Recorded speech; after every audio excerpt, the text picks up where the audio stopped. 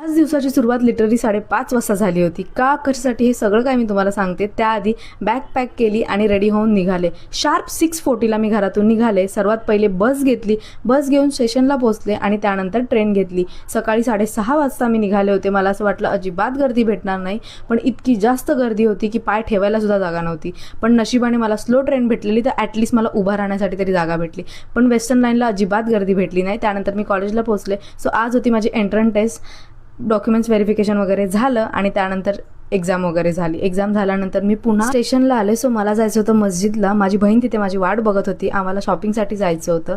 So मग train पकडली आणि मस्जिदला पोहोचले. सर्वात पहिले तर भूक लागली होती प्रचंड, कारण सकाळपासून फक्त नाश्ता करून निघालो होतो.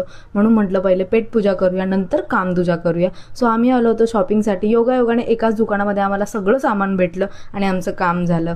सो इथे ना क्रॉकेट मार्केटमध्ये इतकं जास्त स्वस्त आणि होलसेलर सामान होतं ना. तुम्ही जर बिझनेस चालू करत असाल ना, तर इथे नक्की व्हिजिट करा. खूप मस्त सामान भेटतं. सो सामान भरपूर होतं आमच्याकडे, म्हणून मग आम्ही कॅब बुक केली आणि मग घरी यायला निघालो.